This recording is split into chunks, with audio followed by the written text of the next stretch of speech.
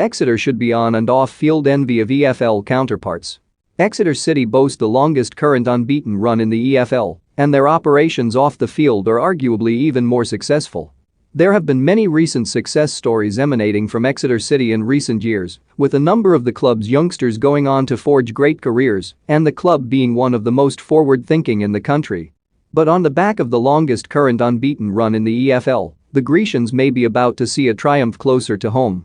Saturday's 2-1 win over struggling Carlisle United took the Devon side to second in League Two, extending their run of games to 20 without defeat.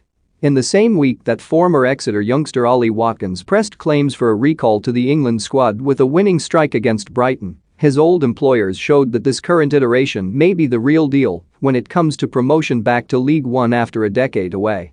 In the 9 seasons since relegation from the third tier, Exeter have finished in the top half 7 times and the playoff places on 3 occasions in the last 5 seasons, completing a hat-trick of final losses. They have become League Two's perennial nearly men. With just 1 defeat to their name this campaign, punished on their trip to the capital at hands of Leyton Orient in August, Matt Taylor's side look tailor-made for a promotion back to the third tier. If any club is deserving of it, you would be hard-pressed to find better candidates than this exciting and lovable Exeter side.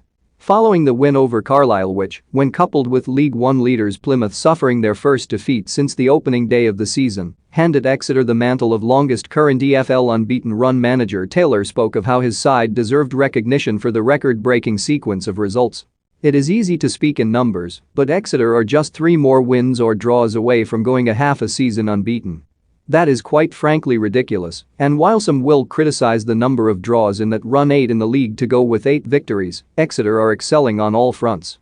It is far better to draw 8 games than lose them, and those individual points could make the difference between the top 3 or otherwise come May. Literally no one. Exeter City?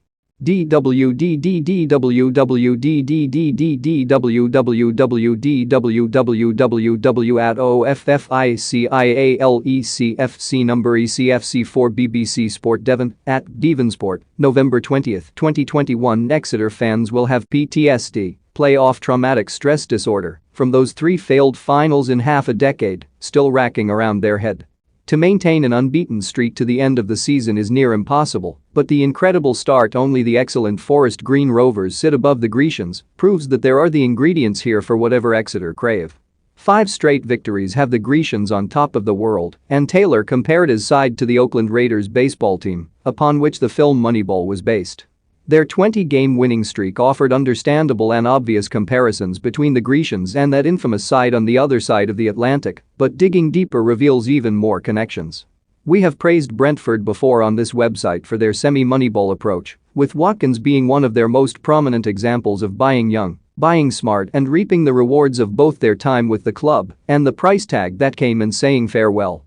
Ethan Ampadu, Matt Grimes, Joel Randall, Jordan Story and Jayden Stockley have all departed St James Park for north of £750,000 in the last 7 years. They are a well-run club, with great fan involvement at board level, working in smart and successful ways.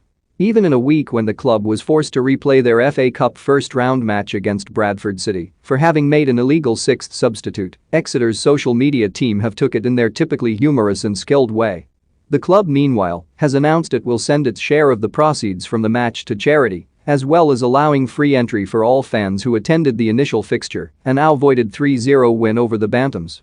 There are a number of clubs experiencing highs in the EFL right now, but there are few if any who have it going so good both on and off the pitch to the point that every facet of most other clubs look on in envious wonder.